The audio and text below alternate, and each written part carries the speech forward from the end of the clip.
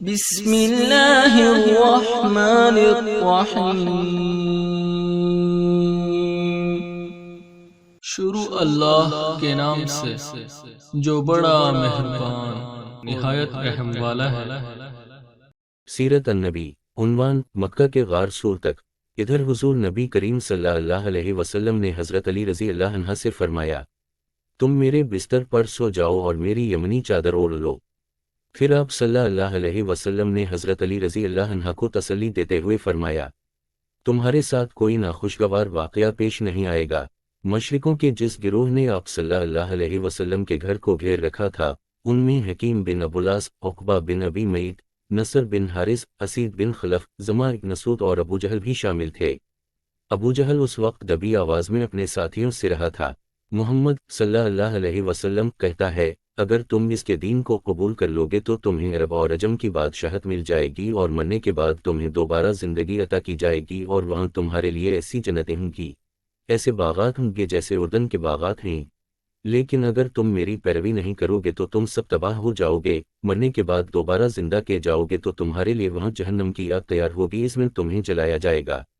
نبی اکرم صلی اللہ علیہ وسلم نے اس کے یہ الفاظ سن لیے۔ آپ یہ کہتے ہوئے گھر سے نکلے، ہاں میں یقیناً یہ بات کہتا ہوں۔ اس کے بعد آپ صلی اللہ علیہ وسلم نے اپنی مٹھی میں کچھ مٹی اٹھائی اور یہ آیت تلاوت فرمائی۔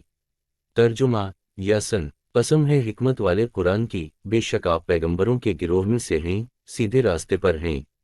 یہ قرآن زبردست اللہ مہربان کی طرف سے نازل کیا گیا ہے تاکہ آپ پہلے تو ایسے لوگوں کو ڈرائیں جن کے باپ دادا نہیں ڈرائے گئے، سو اسی سے یہ بے خبر ہیں۔ ان میں سے اکثر لوگوں پر بات ثابت ہو چکی ہے، سو یہ لوگ ایمان نہیں لائیں گے۔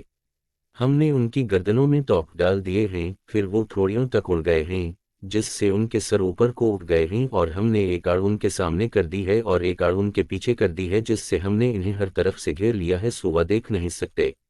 یہ سورۃ یاسین کی آیات 1 تا 9 کا ترجمہ ہے۔ ان آیات کی برکت سے اللہ تعالیٰ نے کفار وقتی طور پر اندھا کر دی، وہ حضرت صلی اللہ علیہ وسلم کو اپنے سامنے سے جاتے ہوئے نہ دیکھ سکے۔ حضور صلی اللہ علیہ وسلم نے جو مٹی پھینکی تھی وہ ان سب کے سروں پر گری، کوئی ایک بھی ایسا نہ بچا جس پر مٹی نہ گری ہو۔ جب قریش کو پتہ چلا کہ حضور صلی اللہ علیہ وسلم ان کے سروں پر خاک ڈال کر جا چکے ہیں تو وہ سب گھر کے اندر داخل ہوئے۔ آپ صلی اللہ علیہ وسلم کے بستر پر حضرت علی رضی اللہ عنہ چادر اوڑھے سو رہے تھے۔ یہ دیکھ کر وہ بولے، خدا کی قسم یہ تو اپنی چادر اوڑھے سو رہے ہیں، لیکن جب چادر الٹی گی تو بستر پر حضرت علی رضی اللہ عنہ نظر آئے۔ مشرکین حیرت زدہ رہ گئے، انہوں نے حضرت علی رضی اللہ عنہ سے پوچھا، تمہارے صاحب کہاں ہیں؟ مگر انہوں نے کچھ نہ بتایا تو وہ حضرت علی رضی اللہ عنہ کو مارتے ہوئے باہر لے آئے اور مسجد حرام تک لائے۔ کچھ دیر تک انہوں نے انہیں روکے رکھا، پھر چھوڑ دیا۔ اب حضور صلی اللہ علیہ وسلم کو ہجرت کے سفر پر روانہ ہونا تھا۔ انہوں نے حضرت جبرائیل علیہ السلام سے پوچھا، میرے ساتھ دوسرا ہجرت کرنے والا کون ہوگا؟ جواب میں حضرت جبرائیل علیہ السلام نے کہا، ابو بکر صدیق ہوں گے۔ حضور صلی اللہ علیہ وسلم اس وقت تک چادر اوڑھے ہوئے تھے، اسی حالت میں حضرت ابو بکر صدیق رضی اللہ عنہ کے گھر پہنچے۔ دروازے پر دستک دی تو حضرت اسماء رضی اللہ عنہ نے دروازہ کھولا اور حضور صلی اللہ علیہ وسلم کو دیکھ کر اپنے والد حضرت ابو بکر صدیق رضی اللہ عنہ کو بتایا کہ رسول اللہ صلی اللہ علیہ وسلم آئے ہیں اور چادر اوڑھے ہوئے ہیں۔ یہ سنتے ہی ابو بکر صدیق رضی اللہ عنہ بول اٹھے، اللہ کی قسم، اس وقت آپ صلی اللہ علیہ وسلم یقیناً کسی خاص کام سے تشریف لائے ہیں۔ پھر انہوں نے آپ صلی اللہ علیہ وسلم کو اپنی چارپائی پر بٹھایا۔ آپ صلی اللہ علیہ وسلم نے ارشاد فرمایا، دوسرے لوگوں کو یہاں سے اٹھا دو۔ حضرت ابو بکر صدیق رضی اللہ عنہ نے حیران ہو کر عرض کیا، اے اللہ کے رسول، یہ تو سب میرے گھر والے ہیں۔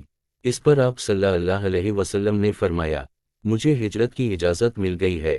ابو بکر صدیق رضی اللہ عنہ فوراً بول اٹھے، میرے ماں باپ آپ پر قربان، کیا میں آپ کے ساتھ جاؤں گا؟ جواب میں حضور صلی اللہ علیہ وسلم نے ارشاد فرمایا، ہاں تم میرے ساتھ جاؤ گے۔ یہ سنتے ہی مارے خوشی کے حضرت ابو بکر صدیق رضی اللہ عنہ رونے لگے۔ حضرت عائشہ صدیقہ رضی اللہ عنہا فرماتی ہیں، میں نے اپنے والد کو روتے دیکھا تو حیران ہوئی، اس لیے کہ میں اس وقت تک نہیں جانتی تھی کہ انسان خوشی کی وجہ سے بھی رو سکتا ہے۔ پھر حضرت ابو بکر صدیق رضی اللہ عنہ نے عرض کیا، اے اللہ کے رسول، آپ پر میرے ماں باپ قربان، آپ ان دونوں اونٹنیوں میں سے ایک لے لیں، میں نے انہیں اسی سفر کے لیے تیار کیا ہے۔ اس پر حضور صلی اللہ علیہ وسلم نے فرمایا، میں یہ قیمت دے کر لے سکتا ہوں۔ یہ سن کر حضرت ابوبکر صدیق رضی اللہ عنہ رونے لگے اور عرض کیا، اے اللہ کے رسول، آپ پر میرے ماں باپ قربان، میں اور میرا سب مال تو آپ ہی کا ہے۔ حضور صلی اللہ علیہ وسلم نے ایک اونٹنی لے لی۔ بعض روایات میں آتا ہے کہ حضور صلی اللہ علیہ وسلم نے اونٹنی کی قیمت دی تھی۔ اس اونٹنی کا نام قصوع تھا۔ یہ آپ صلی اللہ علیہ وسلم کی وفات تک آپ کے پاس ہی رہی۔ حضرت ابوبکر صدیق رضی اللہ عنہ کی خلافت میں اس کی موت واقع ہوئی۔ سیدہ عائشہ صدیقہ رضی اللہ عنہ فرماتی ہیں کہ ہم نے ان دونوں اونٹنیوں کو جلدی جلدی سفر کے لیے تیار کیا، چمڑے کی ایک تھیلی میں کھانے پینے کا سامان رکھ دیا۔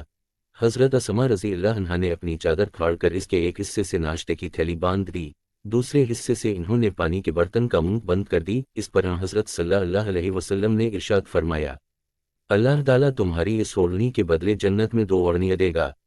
اوڑھنی کو پھاڑ کر 2 کرنے کے عمل کی بنیاد پر حضرت اسماء رضی اللہ عنہ کو ذات النطاقین کا لقب ملا، یعنی 2 اوڑھنی والی۔ یاد رہے کہ نطاق اس دوپٹے کو کہا جاتا ہے جسے عرب کی عورتیں کام کے دوران کمر کے گرد باندھ لیتی تھیں۔ پھر رات کے وقت حضور صلی اللہ علیہ وسلم حضرت ابوبکر صدیق رضی اللہ عنہ کے ساتھ روانہ ہوئے اور پہاڑ سور کے پاس پہنچے۔ سفر کے دوران کبھی حضرت ابوبکر صدیق رضی اللہ عنہ حضور صلی اللہ علیہ وسلم کے آگے چلنے لگتے تو کبھی پیچھے۔ ان حضرت صلی اللہ علیہ وسلم نے دریافت فرمایا، ابوبکر ایسا کیوں کر رہے ہو؟ جواب میں انہوں نے عرض کیا، اللہ کے رسول، میں اس خیال سے پریشان ہوں کہ کہیں راستے میں کوئی آپ کی گھات میں نہ بیٹھا ہو۔ اس پہاڑ میں ایک غار تھا۔